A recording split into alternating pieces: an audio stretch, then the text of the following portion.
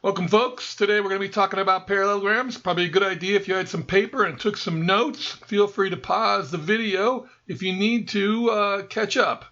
So let's start off by talking about a quadrilateral. A quadrilateral is a four-sided polygon. A polygon is a closed two-dimensional figure, and a parallelogram is a very special quadrilateral.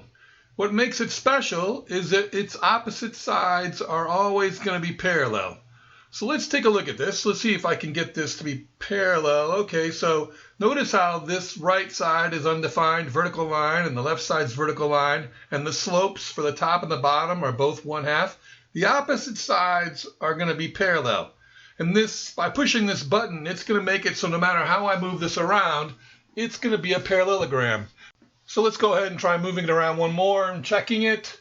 Let's see if I put this here and here. Now the opposite slopes are going to be 2 and the opposite slopes are going to be 1/3.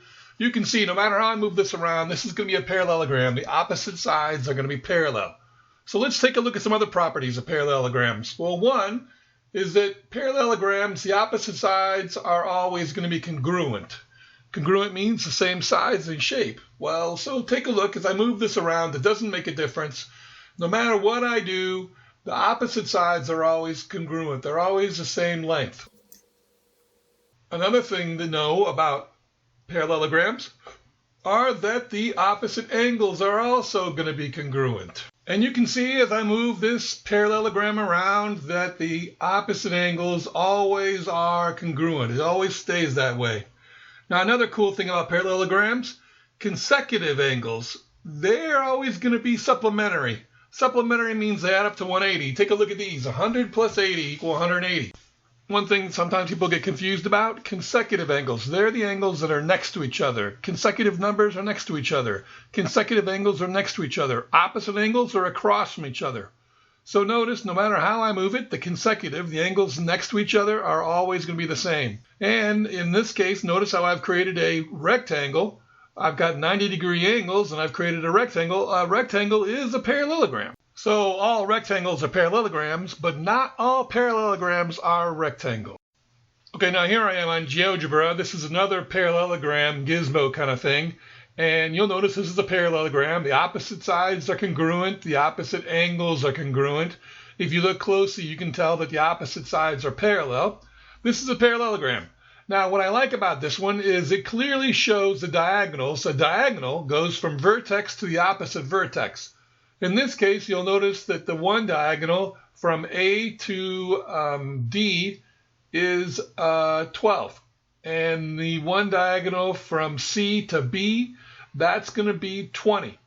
Now, what I want you to notice is that when the diagonals intersect, that they cut each other in half. Diagonals in a parallelogram bisect each other.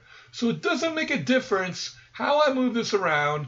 Do you notice that when the diagonals intersect, that they always cut the diagonals in half? They bisect each other. And then another cool property about parallelograms, you'll notice now I've created a rectangle. It's got 4 right angles. And notice now that the two diagonals are equal to each other. When the diagonals are equal to each other, what you're looking at is a rectangle. Now I'd like to take a few minutes and take a look at some special quadrilaterals. Some quadrilaterals that are parallelograms, but they also have some special characteristics. We'll start by looking at the rectangle that we've already talked about a little bit. A rectangle is a parallelogram that's got right angles. The opposite sides are going to be congruent. The opposite angles are going to be congruent because they're all 90. We also talked about a rectangle as a parallelogram that's got congruent diagonals. Let's take a look now at a rhombus. A rhombus is a parallelogram that's got congruent sides. All the sides are the same, and you'll notice it's got the same characteristics of a parallelogram. The opposite angles are congruent. The consecutive angles are supplementary. The diagonals in a rhombus are always going to create a 90-degree angle. They're still going to bisect each other. They're also going to bisect their vertex angles.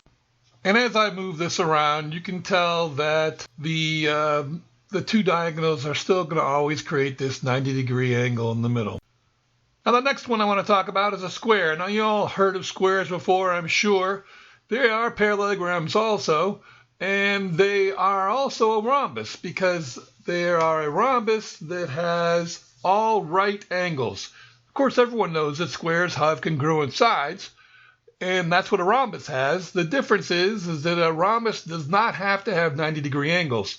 A square does have to have right angles. And then another property is the diagonals will bisect each other, and they're also going to create a right angle at the middle where they intersect. The next quadrilateral I'd like to talk about is called a trapezoid. A trapezoid is not a parallelogram. It only has one pair of parallel sides. So typically we have it drawn. When you see it, you'll see it as the top and the bottom sides being parallel and the other sides not. But a trapezoid is not a parallelogram. It only has one pair of parallel sides. And then another interesting thing about trapezoids is when the base angles are the same, we call that an isosceles trapezoid, like you're looking at right here. And last but not least, the last quadrilateral I want to look at is called a kite. A kite, you know, like you played with when you were a kid, it looks like this shape, and it's got two pairs of congruent adjacent sides. Now clearly, a kite is not a parallelogram because the opposite sides are not congruent or parallel. The adjacent sides are congruent. You will notice, though, that the diagonals do create a 90-degree angle where they intersect, and they also bisect their vertex angles. So that's kind of cool about kites. That's all I've got for you today about parallelograms and the special quadrilaterals. Thanks for watching.